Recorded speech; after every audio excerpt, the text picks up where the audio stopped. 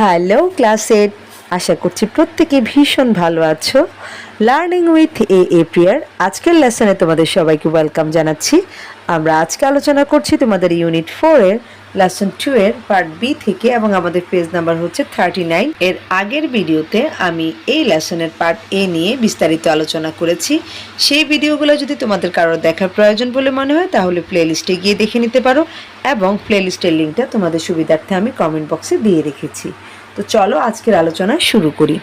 আমাদের part B এর যে ইনস্ট্রাকশন সেখানে বলছে look at the dictionary page in lesson 3, অর্থাৎ লেসন 3তে দেওয়া অভিধানের পৃষ্ঠাটা দেখো and answer the following questions, এবং নিচের প্রশ্নগুলোর উত্তর দাও।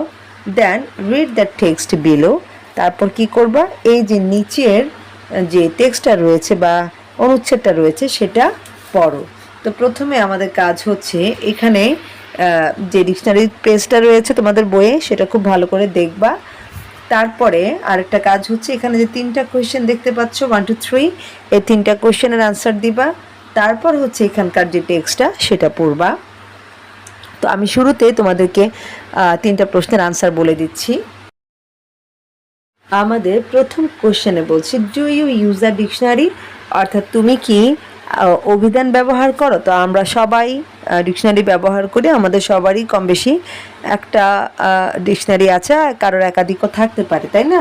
সো আমরা আনসার দিব এরকম, ইয়াস আই ইউজ ডিকশনারি, হ্যাঁ আমি ডিকশনারি ব্যবহার করি। তারপর 2 নম্বর কোয়েশ্চেনে বলছে why and how do you use dictionary, অর্থাৎ তুমি কখন এবং কিভাবে অভিধান ব্যবহার করো। তো আমরা যখন কোনো একটা শব্দের অর্থ বুঝতে পারি না বা এটার উচ্চারণ কেমন হবে এগুলো যখন আমরা বুঝতে পারি না, সেক্ষেত্রে সাহায্য নেওয়ার জন্য কিন্তু আমরা ডিকশনারি ব্যবহার করি, তাই না? এবং এটা আমরা কিভাবে ব্যবহার করি, ধরো আমি একটা শব্দ খুঁজছি, যেমন ধরো হতে পারে সেটা বুক, BOOK বুক, হ্যাঁ। তা এখন এই শব্দটাকে আমরা কিভাবে খুঁজে বের করব, এই শব্দটাকে আমরা অ্যালফাবেটিক্যাল ওয়ার্ডার দিয়ে খুঁজে বের করার চেষ্টা করব। যেমন হচ্ছে বি দিয়ে যে ওয়ার্ডগুলো সেটা কোন পেজ থেকে শুরু হলো আমরা সেখানে যাব, তাই না? তারপরে হচ্ছে আমরা এর পরের যে বর্ণটা সেটার ক্রম অনুসারে আমরা বের করার চেষ্টা করি, তাই তো?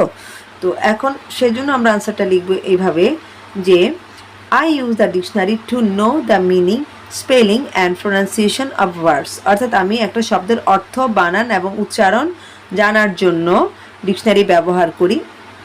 I use it by charging words in alphabetical order, অর্থাৎ আমি এই যে বর্ণমালার যে ক্রম আছে সেই অনুসারে এটাকে অনুসন্ধান করি বা খুঁজি।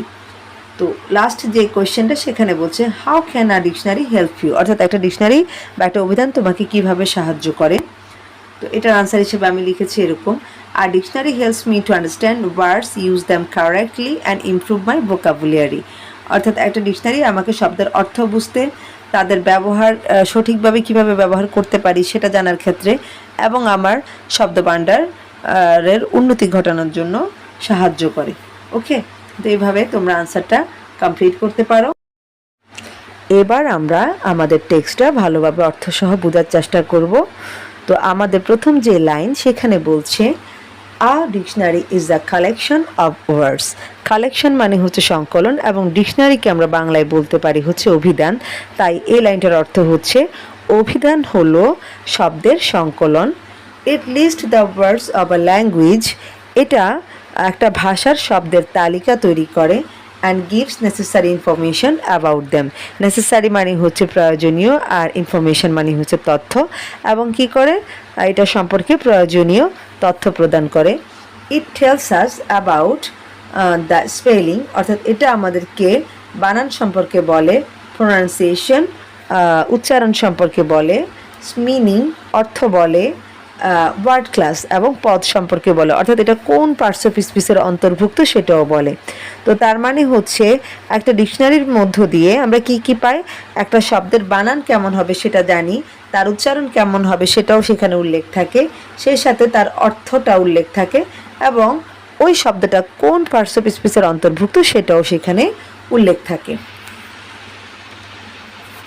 এর পরের অংশে বলছে to make the meanings of words clear, অর্থাৎ শব্দের যে অর্থ সেটা পরিষ্কার করার জন্য বা সেটা ভালোভাবে বোঝানোর জন্য example sentences are given in italics. Italics মানে হচ্ছে বাঁকা অক্ষরে লেখা, হ্যাঁ, অনেকগুলা লেখা তোমরা দেখবা প্রায় সময় একটু ডিজাইন করে বাঁকা করে লেখা হয়, হ্যাঁ, তো এটাকে আমরা বলি হচ্ছে ইটালিক্স। তো এখন দেখো শব্দের অর্থকে ভালোভাবে বোঝানোর জন্য কিছু উদাহরণ তৈরি করা হয়, মানে কিছু বাক্য তৈরি করা হয় ওই শব্দগুলা দিয়ে, এবং এটা বাঁকা অক্ষরে সেখানে লেখা থাকে।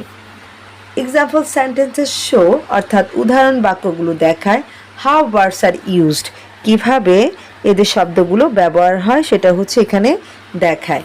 ইট also gives the synonyms and antonyms of a word. Synonym মানে হচ্ছে সমার্থক শব্দ, আর অ্যান্টোনিম মানে হচ্ছে বিপরীতার্থক শব্দ। তো এটা কি করে আমাদেরকে সমার্থক শব্দ এবং বিপরীতার্থক শব্দ প্রদান করে বা দিয়ে থাকে। We find words made by adding prefixes and suffixes to the root words. Prefix মানে হচ্ছে উপসর্গ, সাফিক্স মানে হচ্ছে প্রত্যয়, আবার অনেক ক্ষেত্রে আমরা বিভক্তিও বলি। রুট ওয়ার্ড মানে হচ্ছে মূল শব্দ, অর্থাৎ মূল শব্দের সাথে উপসর্গ এবং প্রত্যয় যোগ করে আমরা নতুন শব্দ খুঁজি বা নতুন শব্দ গঠন করি। Parts of speech are also শোন, অর্থাৎ আমাদের পদের ব্যাপারটাও এখানে দেখা হয়, হ্যাঁ, দেখানো হয়।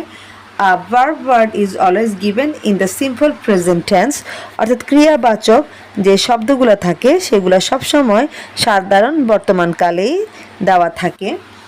But the first form of a verb and the first participle are also শোন, কিন্তু সেই সাথে আরও কি থাকে, এই যে শব্দটা, হ্যাঁ, এটার অতীতকালের রূপটাও থাকে এবং ফার্স্ট পার্টিসিপল বা যেটাকে তোমরা B3 ফর্ম বলো, হ্যাঁ, সেটাও সেখানে উল্লেখ থাকে। অর্থাৎ তোমরা ডিকশনারিতে যে শব্দটা খুঁজছো সেই শব্দটা যদি ভার্ব হয় পার্টস অফ স্পিচের দিক থেকে, তাহলে সেটা সবসময় একদম সিম্পল প্রেজেন্ট টেন্সে থাকে, অর্থাৎ B1-এ থাকে।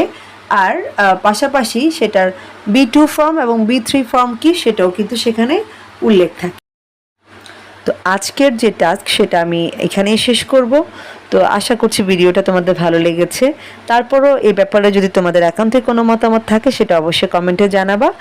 আর যারা চ্যানেলটায় নতুন তারা চ্যানেলটাকে সাবস্ক্রাইব করে আমাকে অনুপ্রেরণা যোগাবে বলে আশা করছি। তো পরবর্তী টপিকে আমি তোমাদের সাথে পার্ট সি থেকে আলোচনা করব। সে পর্যন্ত সবাই ভালো থাকো, সুস্থ থাকো, আর আমার জন্য দোয়া করবে। আল্লাহ হাফেজ।